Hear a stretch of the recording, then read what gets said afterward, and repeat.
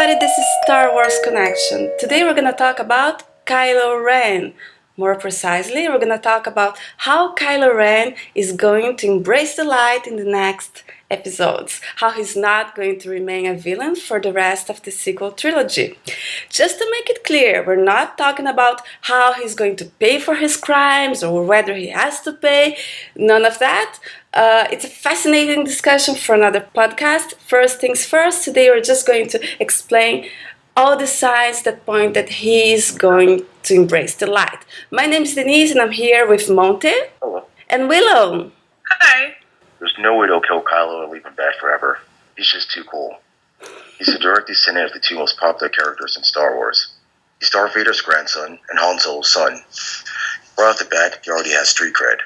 You ask most people, those two characters are Star Wars. Han Solo's the most popular hero, even more so than Luke in my opinion. Darth Vader, who hasn't heard of Darth Vader? Plus, fans love anti-heroes, which Kylo's being set up as. We've seen this before with Dan Salvatore, Klaus Mockelson, and the Green Ranger. They start off bad, then we learn their history, or we see a scene that makes us sympathetic towards them. Then he turned good for whatever reason, because that's what the fans want, because they're so popular. And just like the Green Ranger, Kylo's given all the cool stuff. He's got the coolest weapon, he's got an iconic mask, he's got the most brilliant threads. He did an awesome, never-before-seen move by freezing a blast in midair. And he's got cool long rock star here. Everything was designed for him to be everyone's favorite character, or at least the one that you remember the most. You don't put that much time, effort, and energy into a character from the dies of one-dimensional villain.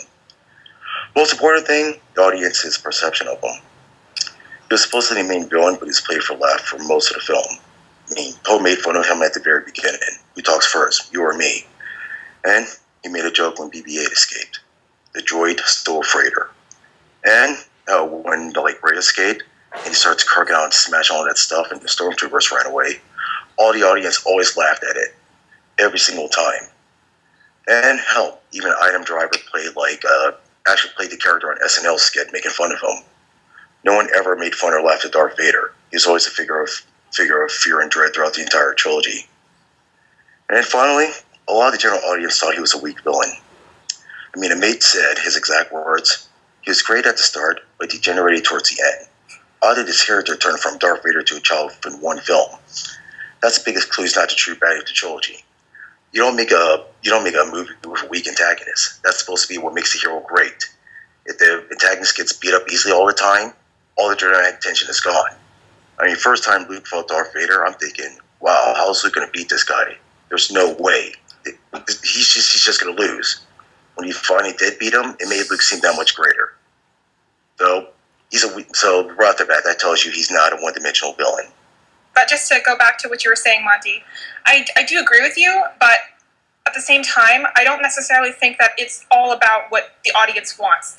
It's really about what the story needs, and it's really about what the characters need, and how they've been presented to us thus far in the story. I always say this, that this story really it's the first piece of a puzzle. And the puzzle is really, that the first piece is already has these indents and designs that are going to help form the rest of the pieces. So I guess you have to ask yourself a bunch of questions. You really have to ask, who is this character? Who is Kylo Ren? Why did the writers create him? And why, what role can he possibly play as a villain, as an anti-hero, as an anti-villain? All these words that I guess we're probably so used to hearing. And the most important thing for me is, why did the writers decide to make this kid, Han and Leia's son, why is he a villain? Why did they do that? And I think you really have to take that into account when you're watching the movie, because, as we all know, I mean, film is storytelling. It's really an art form. It's not it's art. And with art, creative decisions go into everything. So it's not about liking the character or, how you think they should develop or how you want them to develop or what you think they deserve from, I guess, a real life standpoint, because I find that it really brings you into a black hole. And because of that, you really have to remember that characters are not people. They're tools that are formed with intent, and they're supposed to take on a certain shape that are from the creative decisions of the writers. So it's really not about what's cliche or what's been done before. Kylo embracing the light is cliche because it happened with Vader. Well, no, it's not about that. It's about what's right for the story, and it's about what we've already been given. And so I guess we're going to go through that again. Who is Kylo? in troping, which is, I guess, when you look at the different tropes that go into creating a story or a character, he's what you call the heavy or the dragon. And the heavy it's the villain that you see the most. You're meant to identify with the most. But he's also the dragon because he's not the big bad. And I think that's something that a lot of people aren't willing to accept because they say, oh, he will be the big bad. He'll be this, he'll be that. He just was weak in the first movie. But that doesn't make any sense, really, because they wouldn't have introduced Snoke to us, who is the big bad. He is, as of right now, he is the big villain, the big, huge guy who looks down at Kylo, and, Kylo's kind of like that puppet figure. Kylo's also, he's the go-between with Snoke, and he's like the foil to the heroine, and he's also this Dark Knight, and, he does a lot of terrible things, and he rejects redemption, which is kind of, that was a big turning point for a lot of people. So I guess the most important thing that I can't really stress this enough is that he really is Han and Leia's kid. He's the result of these two love stories from the original trilogy, which is from the original trilogy and the prequel trilogies, which is exactly what you were getting into, Monty. You said that he's the result of all these great characters, and it's so true. And I was once talking to another, I think she also does podcasts, I'm not sure, but yeah, I think we'll podcast with you guys. And she talked about how fans were waiting 30 years to meet this kid, this legacy character, this boy who was the descendant of Luke and Leia and Anakin and Padme and Han but by the time we meet him, he's not perfect. He's not perfect Ben Solo, who's great. He's got perfect morals and a perfect past. He's really messed up, and he's, I guess, what you call a base breaker of a character because fans have really strong reactions to him. They hate him, they love him. There's all this, indecision about what's going to happen, all that. And, I mean, the thing for me is it really does leave the story with high stakes. And it makes you think, he's not perfect, but is that such a bad thing? We get to watch him evolve. We get to watch all these delusions be shattered, maybe, and we get to see him become this great character rather than actually just be a great character automatically. And I think that's really what the writers were going for, is that's what their intent was, to introduce this character who is going to change, who is going to evolve and become something else. So I guess that's all I have to say right now, but you guys can continue. Yeah, you mentioned high stakes, and I agree. Before the movie came out, everybody thought Rey would be a legacy character, maybe even a Solo, So, and people were like, if Leia has only the bad kid, it's not balanced, it's too bad. But you know what? A story has to start from a very bad point. It cannot start balanced and everything good, okay, he's bad, but there's the cool kid here, it's fine. No, the story has to have high stakes. He's the last Skywalker. So what now? And the fact, okay, does it look impossible almost for him to turn to the light again or become good again? Or yes, it does, and that's what makes this story great. You look at it and you say, how the hell are they gonna do it? I don't know, Lord of the Rings, you see those two hobbits and they're gonna melt the ring, but you're like, how are they gonna do it? And that's the same here. You look at this kid. He killed Han Solo. How is he gonna become a hero again? I don't know, but that's very interesting. So that's for plot, that's for story, and I think he's gonna be Anakin reversed, what Anakin could have been in the prequel trilogy. Someone slowly going to the dark, but he's gonna slowly go to the light. So he's Anakin reversed. And that's not a rehash of Vader, because Vader was a last minute thing. It's different. I completely agree. Yeah. Yeah. So let's talk a little about the character. He doesn't seem that, choosing to be a villain is the greatest thing. So, yeah, something I was going to mention is that usually in blockbuster movies, the themes are not very deep, right? You don't have to search for literary devices and stuff. It's very clear, and usually you have the theme stated by a character in the beginning. In the beginning, what do you have? You have Lord Santaka saying, the First Order rose from the dark side. You did not. You cannot deny the truth, that is your family. And that's the theme stated. You have this dude that is in the wrong side, and that is so much true that it bothers him. So that's something. Monty had some comment about the killing of the villagers. Yeah. Another reason to show that Ben really isn't all bad as he pretends to be. When Ben gave the order to kill the villagers, he hesitated. You couldn't see his face, but the pulse tells you slaughtering them wasn't a natural action for him. In fact, Phasma was one who asked what to do about the villagers. If she had brought him up, Kai might have just left them alive and not thought about them again. He got put on the spot and felt like he had to do something. So when he gave the order, you get the impression he's thinking, what would Grandpa Vader do in this situation? Now what would he, Ben, do with someone he's trying to emulate? Truth is, each time he does something bad, you see more and more resistance to it. It was against blowing up the Hosnian system. He didn't verbally say it, but when Hux pushed for it, Kyle looked at him. And you can pick up this feeling of disgust. And he skipped out on Hux's speech. And he tried to offer an alternative to blow up the Alenium system by getting the map from Rey. He didn't want to do that either. This time he was even more visibly against it. He out said he didn't think it was right to do. And before he did his biggest act of evil, he was obsessed and confessed his turmoil before he killed Han. Then he cried after he did it. If you think about it, Kylo's crossguard saber reflects him perfectly. It's cracked, frayed, and looks like it could go out at any second. It probably is how the evil Lord facade is so hard for him to maintain. He's kind of burning the candle at all ends, exhausting himself trying to do it. And that's generally my thoughts on it. Yeah, the contrast of Hux is interesting. I had some comment on that, right, Willow? I like to think about that a lot. I like to look at characters and think, why were they created? Why are they in this story? Like, why did the writers have them interact with the other characters in this specific way? So when I look at Hux and Snoke, but to a greater extent Hux, you really see that Hux is this character who is there to contrast Kylo. He's there to give us a reason almost to side with Kylo, and I find that fascinating because it's just another one of those big flashing lights that tells you there's more to this character. He's not just, the villain in quotation marks, or he's not just like the big bad or the main antagonist, all this stuff that I sometimes see people like branding him with or labeling him. And you could almost call it a form of labeling because characterization has come to the point where we subvert tropes so much that a lot of the times they don't necessarily fit as well as they did before, or they're not as easily shoved into a single box. But obviously Kylo is one of those characters for sure. And then Hux, I guess the reason I say that he's there to really make you side with Kylo is because what he's used for I find fascinating. He's always there to have these little snarky kind of interactions with Kylo, and he's there almost to embarrass him. And he's there to there's this kind of funny sibling rivalry between the two of them with Snoke as the father figure.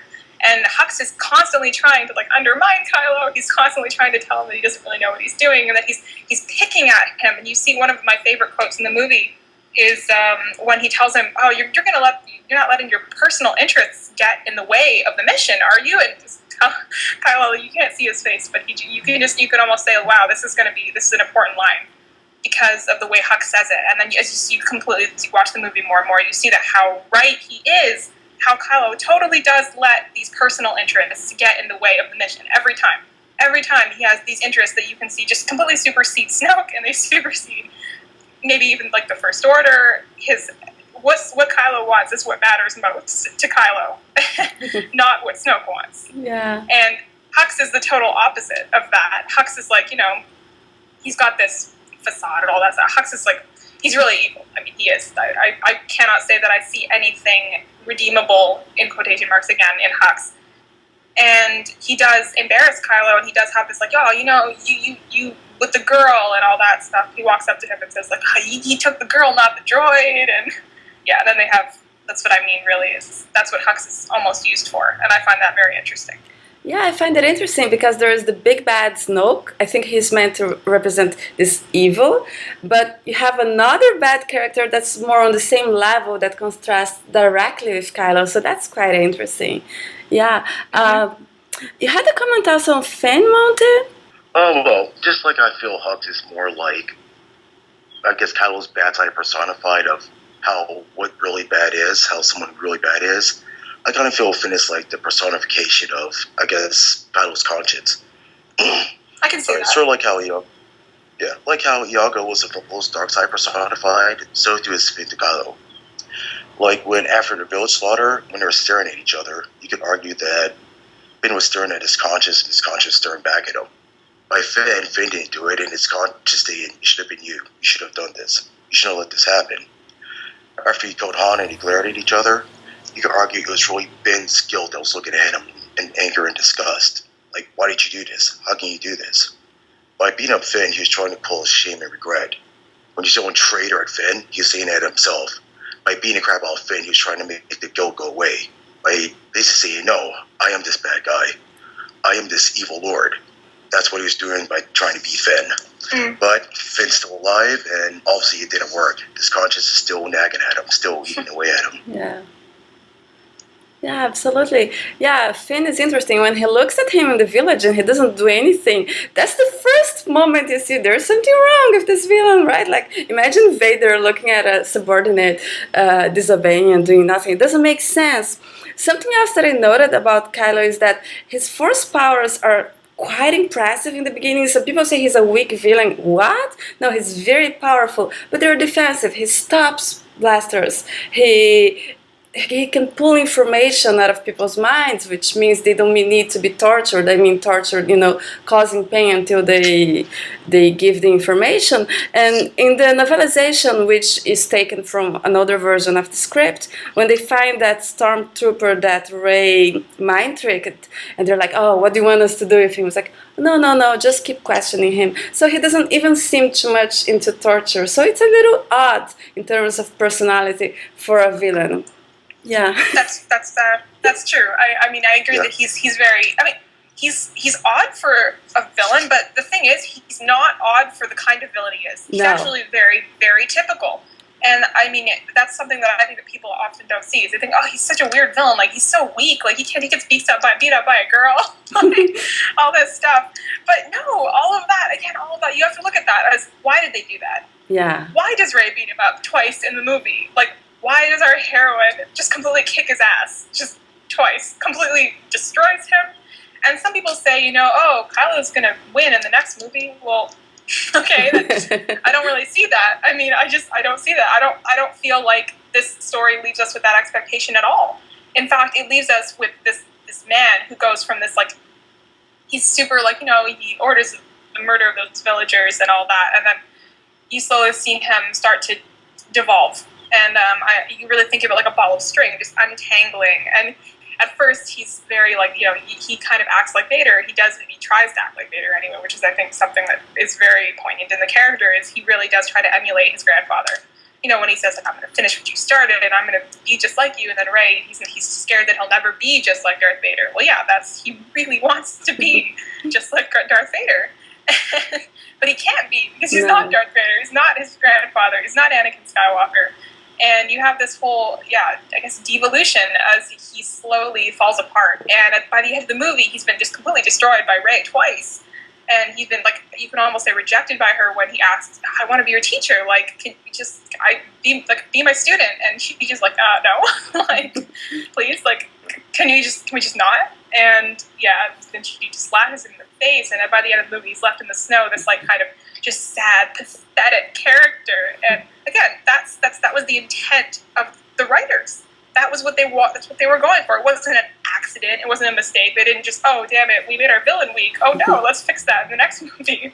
Like, no, he was meant to be that way. And a lot of intent was put into that character, and you can really see that from the actor to, like, there's so much concept art of him. They were really looking for what they wanted to do with the character, and it's just, it does bother me when I see people say that they think that it was a mistake, or that something, he needs to be fixed in the next movie. Just make him just, he's not enough of a Vader clone. Like, he needs to be a Vader clone. And really, we should just let this character be his own character and evolve the way he's meant to evolve. Which I think most people, they can't look at this character and say, wow, this kid, he's a one-note villain. That's what he's going to be for 2 more movies. Figure it all out. Just tie that up with a little bow. And that's the way I see it. So. Yeah, I think there's a lot of evolution, and I wanted to talk a little bit about all the symbolism and foreshadowing, because the movie has a lot of visual narrative and symbolism. The first thing I wanted to talk is about the Millennium Falcon, because I have the scenes with Rey and Finn, and then Rey, Finn, and Han in the Millennium Falcon. And then it cuts to the scenes with Kylo. And what happens is, you have Rey explaining to Han Solo goes there, and the Millennium Falcon is not the same. And then Rey explains that Ankar Plat, which is a villain, which is a bad guy, he installed a compressor that's training the Millennium Falcon. Okay, so that's something external that's making it not work. So I'm reading from the script. Han hits a switch, but nothing. Han, what? But Rey reaches over, hits a switch matter-of-factly. Compressor. So she fixes it, compressor. And then she says it, compressor, and it cuts to Snoke sitting on the throne. So I think it's meant to be that Snoke is this compressor that's straining the Millennium Falcon. And then the scene continues. I have the scene about Snoke talking about the awakening, and Kylo says, I will not be seduced. And Snoke says, we shall see, we shall see. And then it cuts to the Millennium Falcon. Han says, electrical overload. Rey, I can fix that. And okay, and then they are to controls, have all this trouble, they might not be able to get out. And then Han at the controls when all the alarms stop. Rey, satisfied, sits in the co-pilot seat. Han is confused. What'd you do? I bypassed the compressor. So I think this scene is meant, have Han, something that's very dear to Han Solo, which is the Millennium Falcon. It's malfunctioning, it's not working well, because you have this external thing interfering with it.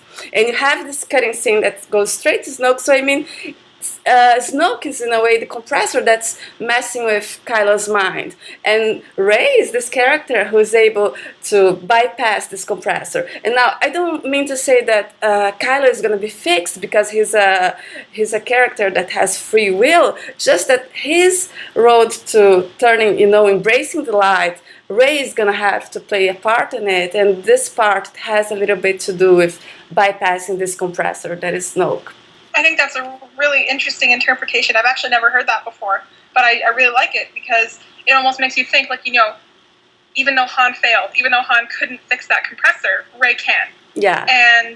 But like you said, it's not about fixing the character because that's obviously like again a kind of a black hole debate where you get into this oh my god, will Rey fix Kylo quotation marks? No.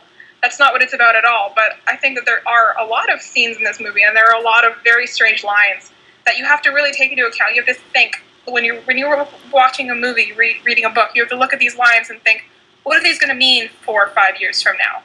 What is this line going to? What is it going to feel like when the story is over? So, for example, you have the part where Lor San Tekka tells Kylo you can't deny the truth that he's your family, and you have to think, is that true? Is that true? Because by the end of The Force Awakens, no, it's not true. He does deny the truth that is his family. He does kill his father. And so, how can that line mean something if it's not meant to mean something within the grander arc of the trilogy? And there's a lot of lines like that where you just think, wow, this doesn't mean anything in this, I guess, instance of The Force Awakens. But it will mean something in episodes 8 and 9. Yeah. So another one of those big ones is huge ones is Kylo saying, I will not be seduced. And that just makes me think of Anakin in the prequel trilogy when he's talking to the Jedi Council, and he's just this little boy, and he's like, I'm not scared. Mm-hmm. And you're just what is that going to mean when I watch all 3 movies? Well, you're going to find out that he is scared. He is terrified.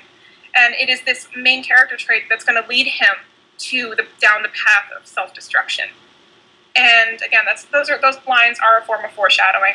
They're sometimes called throwaway lines. They're sometimes called, I usually just call them ambiguous lines that don't mean something necessarily in this instance of the single text that you're working with, but they will in the sequels. And they will mean something when the story is all said and done. And I guess another one of my favorites, probably one of the most obvious ones, is Leia telling Han, there's still light in him. There's still light in our son. And they hug, and she says, bring him home. And he doesn't bring him home. And then again, you have to think about what is this scene going to mean 4 years from now? Are we going to think about how, in a way, Han really did bring his son home? Or is it just going to be this nihilistic, oh, okay, I guess that didn't happen. I guess he did continue to deny the truth that was his family. Okay. Well, no, that's just not how storytelling works. It does. If they wanted to use in a different genre, right? Those art movies, there are some movies that go downhill, but not Star Wars. Yeah. Exactly, because I feel that they really do have a good idea of where they want to go in this trilogy, and I felt like that since I first saw the movie. Like, there are a lot of things that you can see where they're going with it. You really can see what dynamics, which character dynamics they created to be important, and you can see like how they have to evolve as the story continues. Yeah. And how they have to be satisfying at the end. So in order for this story to be satisfying, in order for any story to be satisfying, you have to satisfy every piece of the puzzle. And which means that The Force Awakens is going to have to be satisfied by the events of episodes 8 and 9.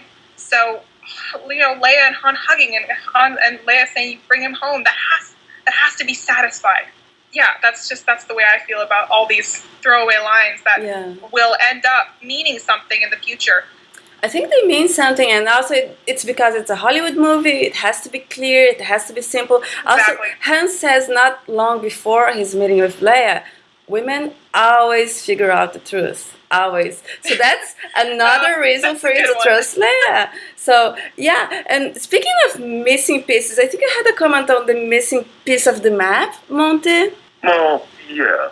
The first time BB-8 shows the map, it shows Han saying, "The map is incomplete. It's missing a piece."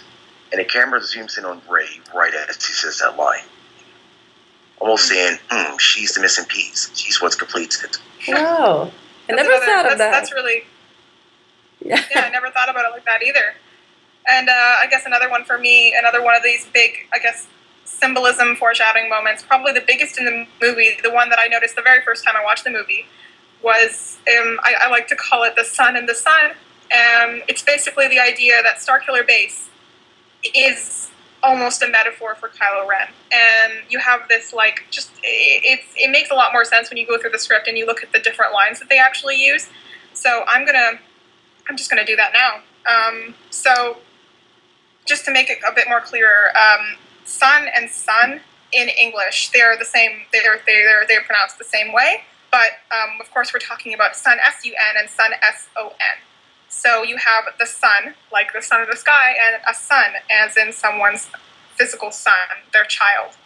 And this is a metaphor that is used in Hamlet. It's used all over the place in English literature and the history of English literature. And the reference in Hamlet that is the really famous one is when Hamlet is reflecting on how he says, like, I am too much I the sun, and he's talking about how, he doesn't really want to be this, like, he's become the, I don't know, it's hard to describe. I haven't read in a long time, to be honest, but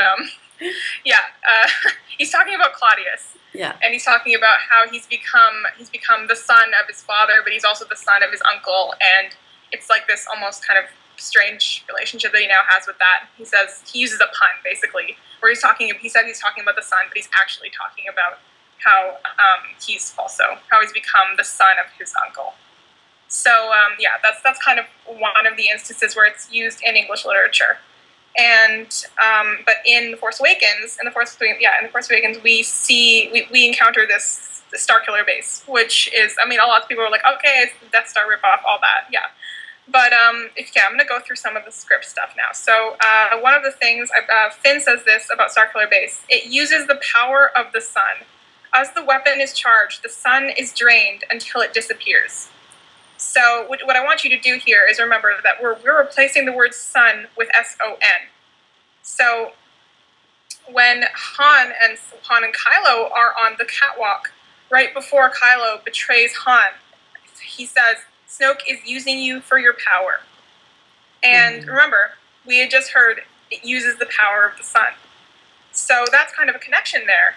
You can really see that they were trying to connect the idea of the power of the sun being used by an external force. And that is exactly what Snoke is doing. According to Han, he's using Kylo for his power. And I guess this is the part where it becomes really interesting, because what happens then is the last beam of sunlight streaming through the open hatch vanishes. And at that point, Kylo's eyes fill with darkness, and he kills his father. And I see a lot of people use this as proof that, all the light is gone from Kylo. That's the end. We're never going to see it again.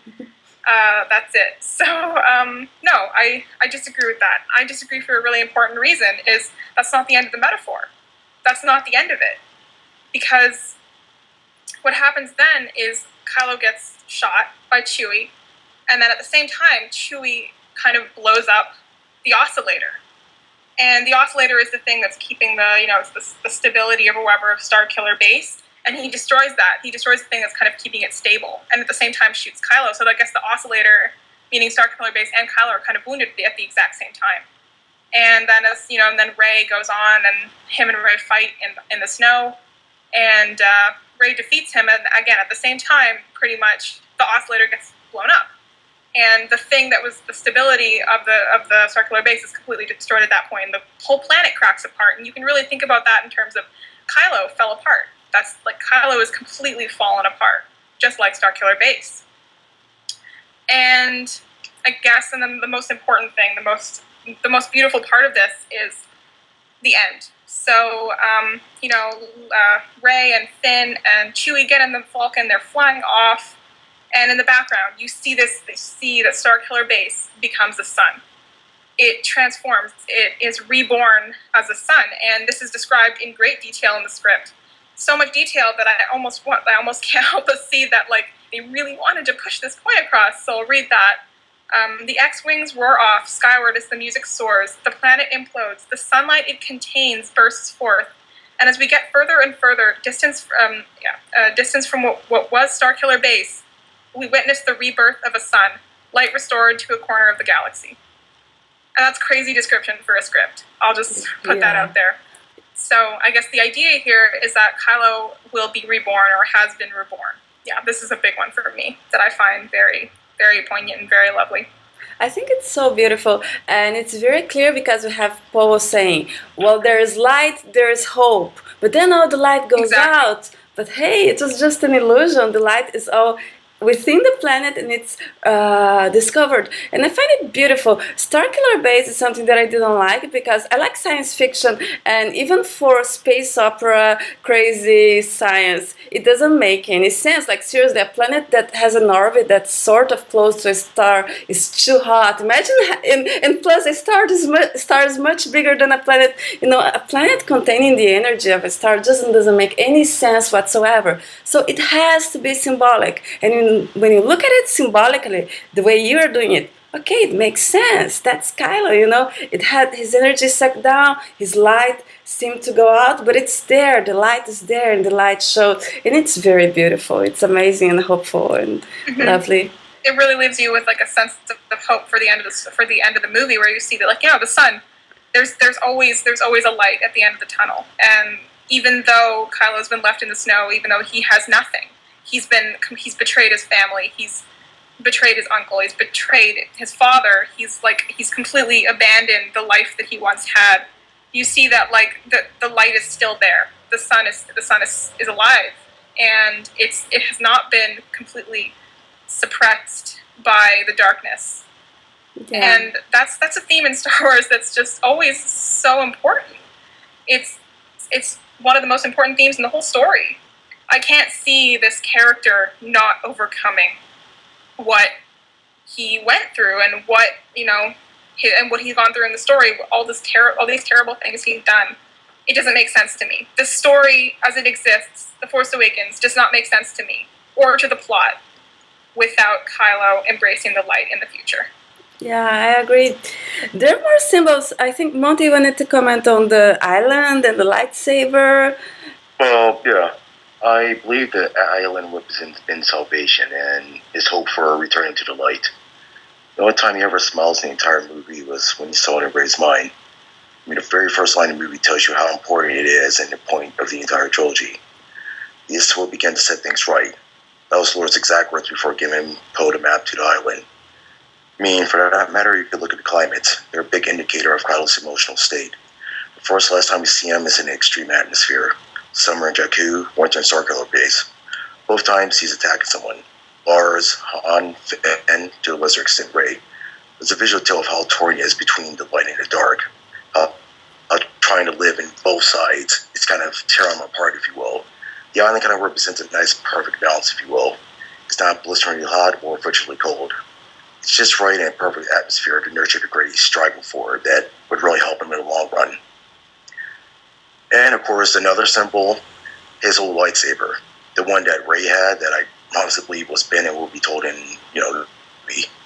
So in a sense, when he told Finn that saber belongs to me, he's already showing regret for his actions. Internally, Kylo's saying, I want my old life back. I made a mistake by killing my dad. Now I fear it's too late and no one can help me. I want it back. He's already showing doubt his Snoke's teaching. Another thing, everyone makes a big deal about Rey taking the saber, but the gloss of what it means for Kylo. I mean, let's face it, when Ben tried to force pull the saber, he's really at the deepest precipice of his life. His face reeks of desperation and doubt. He shows he hates where he's at in life, but he's too scared to go back. He's kind of nowhere. He just feels stuck. I mean, he wants so desperately to control his rage instead of controlling him all the time. You can tell he's lost, he's alone. The answer's shown him right in the face, but he doesn't know what to do about it. He feels utterly helpless. He feels so full of doubt he wants to give in and let the darkness overtake him. That was until Rey takes it. And he does a 180 and his face says it all. This girl's amazing. In just one instant, this ocean of despair evaporates and she becomes this beacon of hope. It shows her how to dig in deep to feel better, but the way's been lit. He sees the light now. That basically that it's another symbol that he's going to return to light and I guess become Ben again instead of Kylo. Yeah, I think you brought up something really. You can go. You brought up something really great there, and that's Rey. Rey, in and of herself, is a symbol in this story, and she's the heroine, of course, and Kylo is just as much a symbol as she is. But I think to Kylo, Rey does represent something, and I think the story really hits us on the head with that, almost, just with the uses of light and dark, and the uses of just with the shots. And one of my very favorite shots in the whole movie is when he's abducted her, he's brought her to his creepy torture room, and what you see, what the first thing that the filmmakers wanted you to see was Kylo leaning in front of her and watching her sleep. And that was the first time I watched the movie. I was like, wow, that's massive. That's huge. Like, it's this character, you've seen him throughout the movie be pissed off and like destroy things and just like hit, get mad, and then all of a sudden he's calm. He's sitting on the ground and he's looking at this, sleeping girl who's, obviously she doesn't want to be there. She's not there willing, but she's like in the chair, and it does make me think of, I think that the last time I listened to one of the podcasts, the art podcast, where not you guys, but some of the other members discussed the artworks. You could really see that, it does remind me of a knight kneeling in front of a maiden, and it does bring back all these, like, I guess, really classic artistic depictions that you see all the time throughout history. But for me, the major point is you see this character in the darkness, and you see this other character in the light, and the character in the darkness is looking at the character in the light, and the character in the light has no idea because she's asleep. But you can really almost feel that there is an idea being presented to us here. And I think that it helps to create what I like to call the hero-villain dynamic between Rey and Kylo, where Rey is this light. She is this beacon of hope, as you guys said, and Kylo is this just complete mess. And he's looking at this beacon of hope. He's looking at this like ray of light. Just, you can even have the pun right there in her name. It's like you really have to wonder, does he see something? Is it the light? Is it just Rey herself? What is it? And these are questions that you really do have to ask yourself. Because again, it comes back to the creative decisions, where this is what the writers wanted. This is what they wanted to go for. I mean, you see it again at the end when she catches the saber and he gets that same look on his face. That look of like kind of wonder and awe about this light catching the saber. And then again, they have this moment on the edge of the cliff where they look at each other, they're fighting and all that, and yeah, they look at each other and they cross sabers, and you see that the colors are flooding into each other, the red and the blue, and they become this kind of purple. You could almost take that as massive foreshadowing again. And this all does lead to Kylo, leads to you wondering, will Kylo embrace the light? And the second you really have to ask that question when it comes to a villain, are they going to be redeemed? Yeah, they're going to be redeemed. If you have to ask the question, it's going to happen. Never encountered a character where I had to ask myself, wow, is this character going to like find redemption in some way? Well, they always do, because of creative decisions, because writers go into the stories with intent. They go into stories knowing what they want to do. No, absolutely. I think that I was just going to comment on Han's death. I think it's his darkest point. He kills Han and then he goes out, and that I think that Snow fight is very similar to the Mustafar fight with Anakin. The way they're both, not themselves and a little crazed and stuff. But with Anakin, it was in the third act, and it was his final, point of turning dark. With Kylo, it's in the beginning, so it's the reversed thing. And also, from his lowest point, Kylo's, which is killing Han, I don't think he can go any lower, I don't think we're gonna have him killing children. And by the way, people have the idea that he killed kids. From the structure we have of what Luke was doing, I think he was traveling around. I doubt he would be traveling with a bunch of kids. If he was, I can see why he went crazy, that's something that is not so. But killing Han is his darkest point. I don't think from there he has to go up. Now we have to kind of go to the finish. We can talk about the future, because Act 1 was this. Now Kylo is going to Act 2, the planet, which is also Act 2 of the story. I'm pretty sure that's why the planet was named as this. And there's it was. It's a pun. Yeah, there's some future developments. I think Monte had some comments on that. Okay. Well, I feel cliffs are a big symbol when it comes to Rey and Duel and their battles, if you will. I mean, the first time in The Force Awakens, you see a cliff, and you see it again a second time.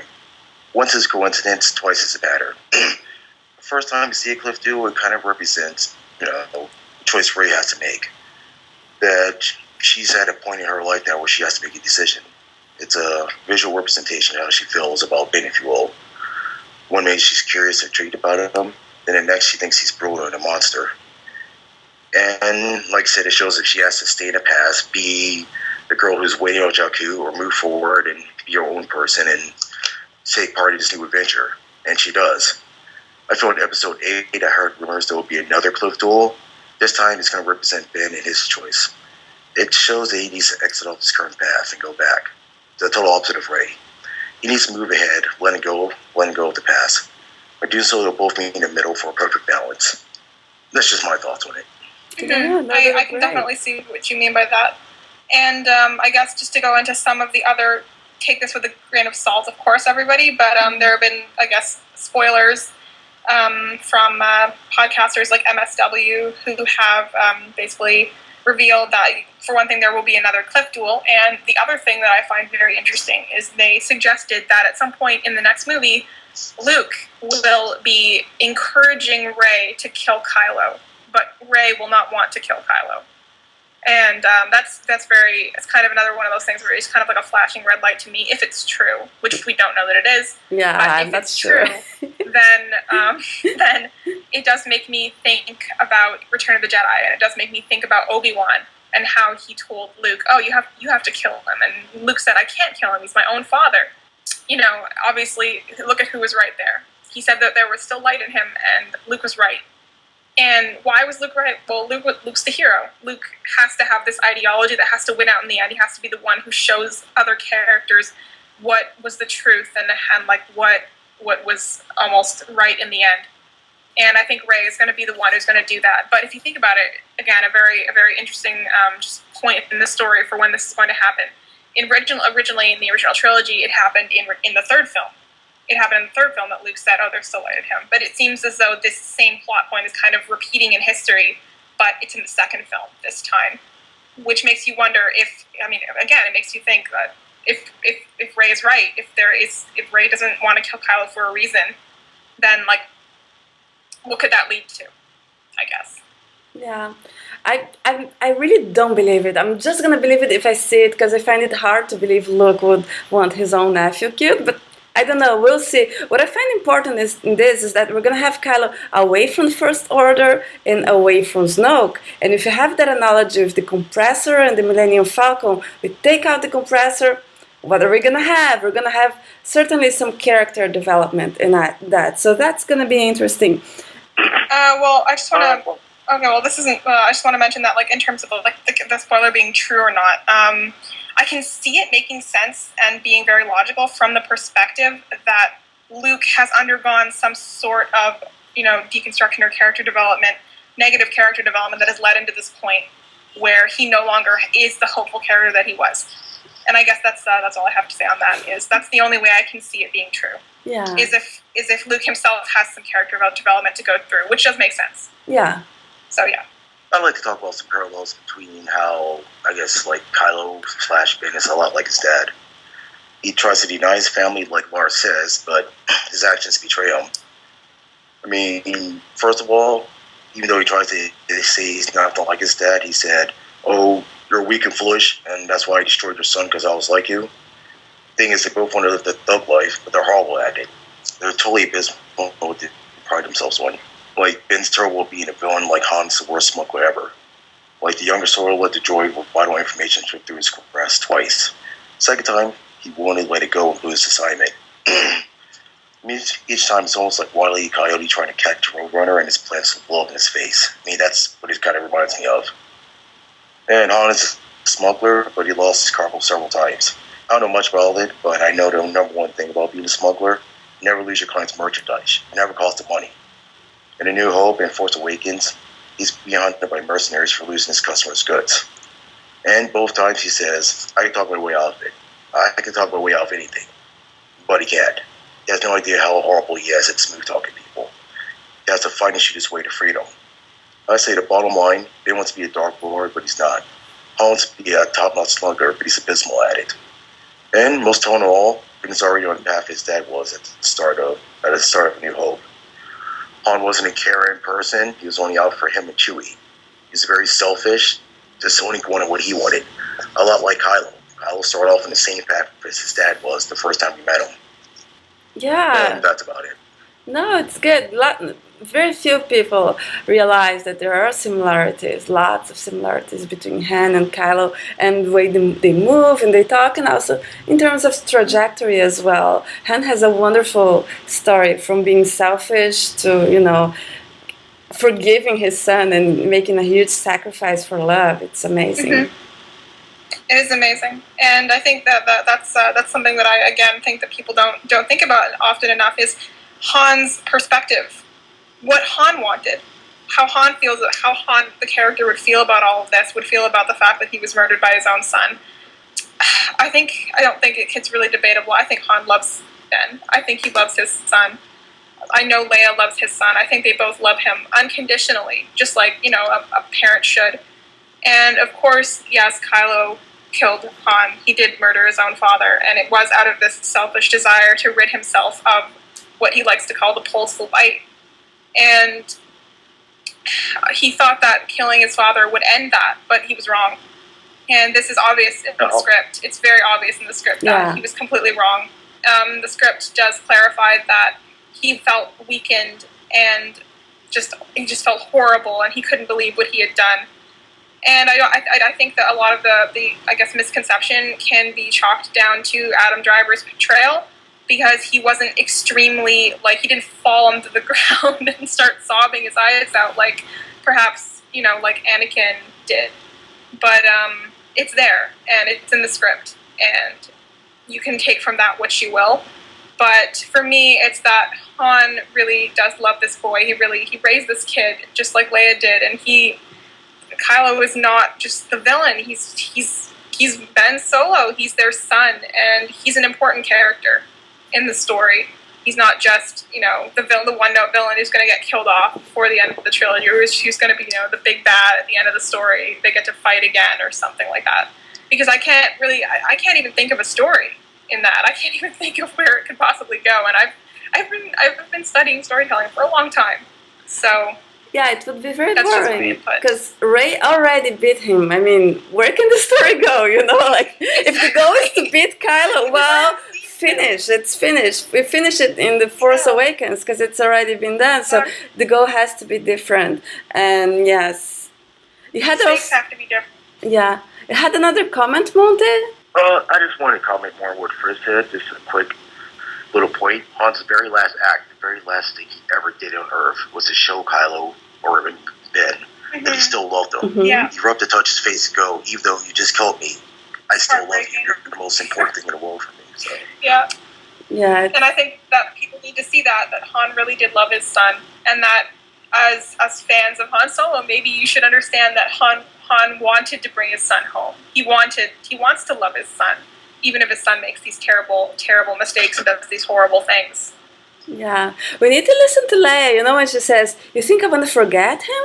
I want him back!" So maybe I should put this on loop for everybody who thinks or who hopes, some people actually want Kylo to just go darker and darker and darker. First, that's a very boring story because, it's not going to go anywhere. Second, it's very sad for Han and Leia, and I think Leia is awesome. It is. And it makes you look at the original trilogy love story, it makes you look at it like, damn, what? Don't get together. What are you guys thinking? You're going to have an evil son who murders both of you and ruins your lives. Yeah. And then you're just like, wow, this is the most depressing story I've ever seen. Yeah. It'll totally take away from the trilogy big time if Ben just becomes a bad guy. And realistically, if you look at it again from a storytelling perspective, this movie should improve the status quo. It shouldn't just, rip something from it and just completely mar the memory of how great the original trilogy was. And of course, that doesn't mean it's going to have some super happy ending like Return of the Jedi, because we know that doesn't work, again, from a storytelling perspective. Because you need to have somewhere to go. So, it doesn't necessarily mean that's going to happen. But we do need that status quo. We do need all of these things respected. And one thing that I think we did forget to discuss was how Kylo has been portrayed in media since the film's release, and how the small details that we do know about his childhood, I guess. Obviously those are details left for another podcast, so at least the small details of them. But just take away from that the major fact that they have been going kind of out of their way to make this character sympathetic. And by that, I mean, there's a scene in Bloodline where you see him running with his friends, and he's all dusty, and he's like, yeah. And then again, you have I think it's an aftermath where it shows Leia kind of interacting with the unborn child, and she does say that he's going to be like. All right, so yeah, that was all I was going to say. Is that media since the film's release has definitely done its part to portray him in a very sympathetic light, specifically his childhood, which I do find interesting, and I don't think that they would be doing that. I don't think that they would have made us care about this character so much to the extent that we could talk about him for an hour. For reasons about why we think this character needs to be redeemed, or redeemed again, quotation marks, wherever you take that for the definition that it is. It does not mean that he'll be forgiven by every character. It means that he has to find it within himself, because redemption is personal. It has nothing to do with Han forgiving, with Leia forgiving him, with Rey forgiving him, with Finn forgiving him, with anybody forgiving him, Luke, Anakin. It's got nothing to do with that. It has to do with what Kylo is as a person and how he has to change, and how he has to overcome the obstacles that he has created for himself. That's for me, that's how I see redemption. That's how I see it, is he has to find it within himself to make these alterations to his life, and he has to make the right decisions for the first time in a long time. Yeah, I agree. I think there's also you forgot to mention, there's that interview with the editor that said that they were going for a lost boy look, and then she's kind of backtracked on it. Yeah, she did. I don't remember the exact words she used, but she said something about how, that was why Adam Driver was cast. I mean, he does have that lost boy quality, and they had to be careful not to, I guess, introduce it so early in the film, because they did want Han's death to be influential, and they did want you to wonder, will he go home, or will he go through with it, all that. And but yeah, I think it's quite telling that they were going for that was quite literally the term she used was the lost boy quality. I don't think they would do that. I just cannot see any writer doing that, making the audience feel so invested in the direction and the trajectory of a character arc, and then just not satisfy that character arc in any way. Okay, so we're gonna finish now. I could go on talking, but we're gonna leave it for other podcasts. So thanks everybody for listening. You're awesome, you're amazing. If you like this, leave a comment. We really appreciate comments, we appreciate likes, we appreciate subscribers. You can also download the podcast on Mixcloud, follow us on Tumblr, on Twitter, or email us. Thank you very much for listening. Until the next time, may the Force be with you.